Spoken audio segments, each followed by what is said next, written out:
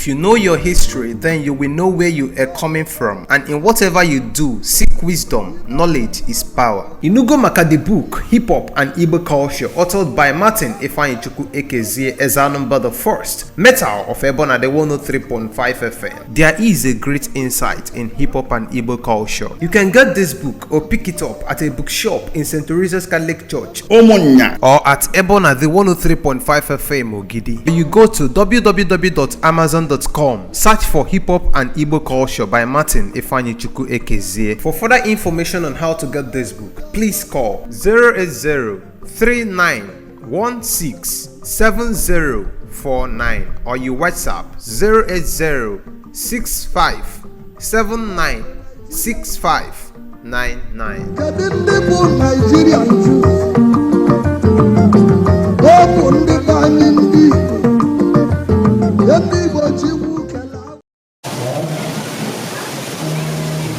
Okay, good afternoon, sir. Let's get to meet you. Your name, sir? Okay. Because you make a call on as a human to run on the band of the Sasa. Depend you where the lava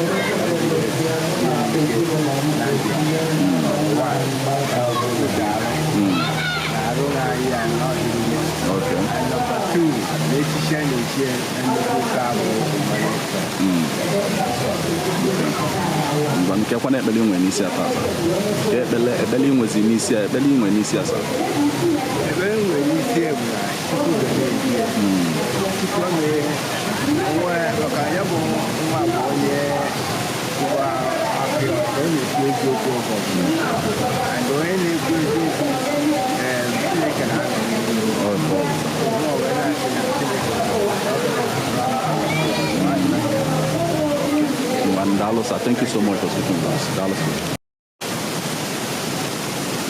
Okay, so I'm Honorable Obasi. Authority is not about. Okay. I'm very happy they are my very good friends. Onyedika Osakwe, Honorable Onyedika Osakwe, being titled Father of Faith. Okay. I'm saying that may Almighty God that He will do it again. Yes. In Jesus' name. Amen. Because the man, Onyedika Osakwe, is a man of faith. Okay. Even when enemies threatened him to serve devil, he said no, I want to serve God. Even when they frustrated him, he said no. They did everything, he said no, he will prove God. Yeah. And I like that. Okay. That if everybody, every friend should relate from him being a faithful man like that. Okay. Some of my friends. Okay. He's a man of faith. Okay. So I said, may God help him and his family and all the friends that came here today. Yes. They will go home in peace. Amen. In Jesus' name. Amen. I thank God for coming. Okay. Thank you so much for speaking with us. Okay, sister, because I'm working out for you. Okay. You want to call out and as a young lady,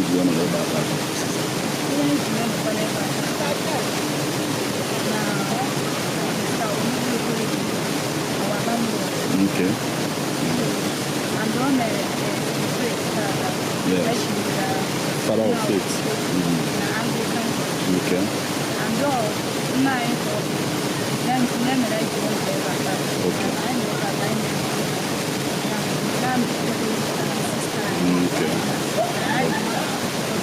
Okay.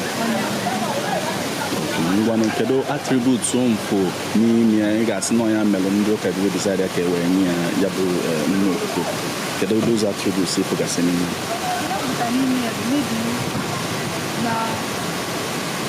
Now, I'm going now participate.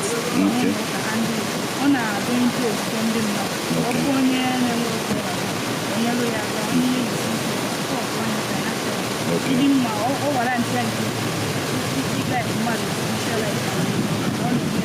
Okay. I guess what you can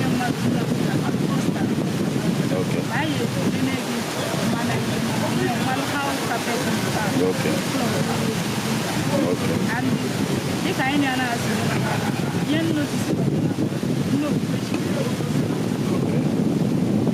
one of the only let me see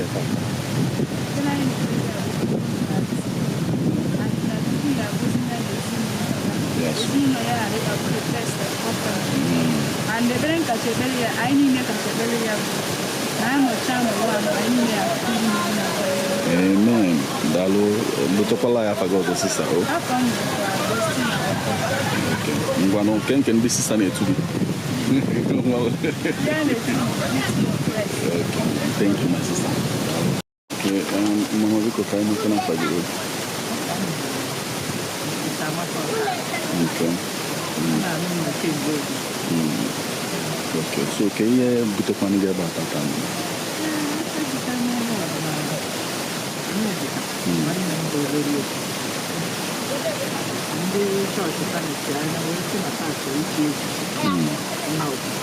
Okay.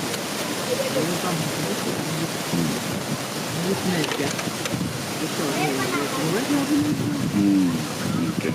So, can you describe one car? Maybe no car you decide on how to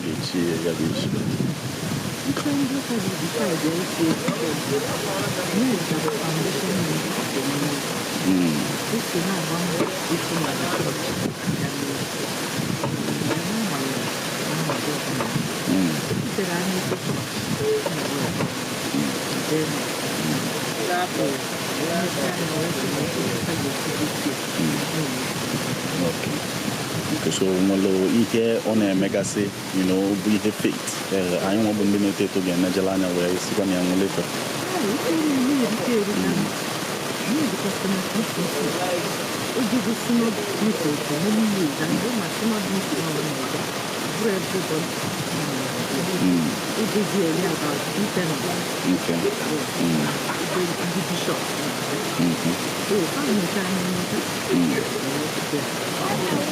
I'm going to get Berlin at Venetia.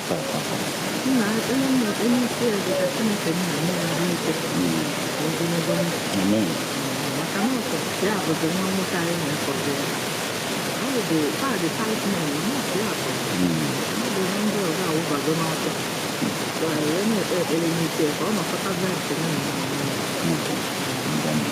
Thank you so much for speaking with us. Okay, Sister Biko, can you can on you?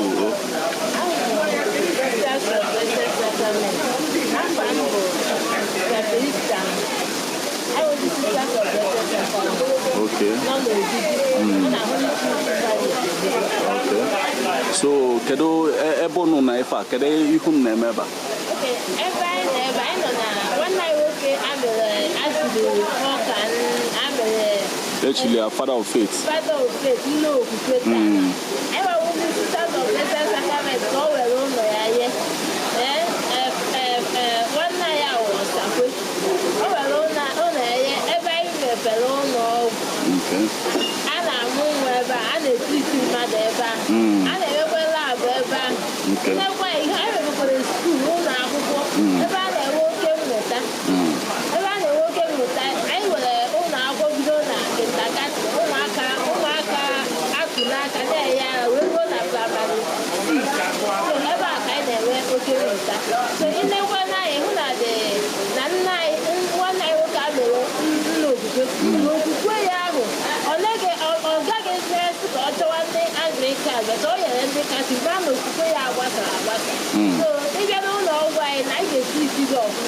ihe niile anyị na-eme wụ anyị na-eme ya ọfụma and anyị na-eto ike ya n'ofesiri ọfụma gaazị ọwụ naanị na ọya na anya agọrọ gị ọrịa and akwụkwọ agọ ọrịa ameghị ka iwe olulu anya ma na ụwa anụ a na otu eluigwe ka anyị na-agba. So apart from ịmụ nwa kekwa ihe ndị ọzọ na-emegasị n'ụlọ ọgwụ unu? Okay, apart from ịmụ nwa anyị na-agwọ ọrịa ọwụna anyị na-eme lab anyị na-agwọ ihe ọwụna na-anya gị anyị were dọkịta na-abịa anyị were distant nurses na-abịa ọrụ elekwana ị ga-ahụ na anyị were famasi ebe ọwụna nna a ga-asị na ịpụọ na saịdị gaa zụọ ọgwụ anyị were ebe anyị were famasi n'ihi ndị bịagazi zụrụ ọgwụ ndị ahụ. Ngwanụ, kedu ka mmadụ ga-esi wee chọtakwa n'ụlọ onye na-achọ ebe a kịta, kedu ụzọ ọ ga-esi, kedu ka mmadụ onye na-achọ ebe a ka o esi loketi ya ka anyị were na mmadụ si abata ete abịa, kedu ka o esi bịa, onye si mkpọ abịa kedu ka o esi bịa ebe a? Ịchọ ịchọta anyị otu ị ga-esi echọta anyị izi ịnanya ịbịa n'Ogidi anyị nọ n'Ogidi na Holy Trinity Parish o nwere onye a na-akpọ Udo Pampasma Holy Trinity Parish ije ozo iwe na ụtọ ezi udo ọgwade ebe ọhụrụ izu ya bịa town hall nọ n'Ogidi ị na-aga n'ụzọ town hall anyị ga-ahụ signpost anyị jụọ ebe a were ebe ndị sista were ụlọ ọgwụ Sisters of Blessed Sacrament. Ọgwadịkọ anyị na ekwentị. Ọgwadịkọ anyị na ekwentị. 070 83 31 47 95 or 081 21 47 00 54. Now, Dalo sister, thank you so much.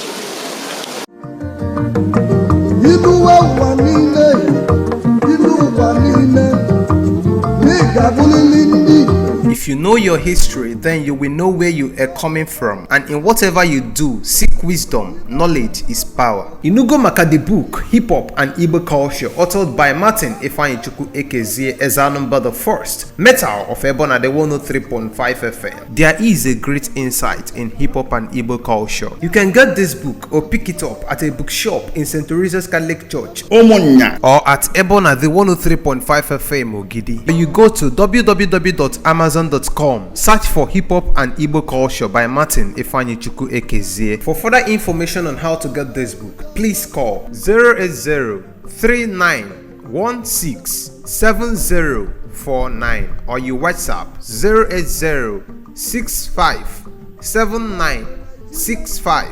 08065796599.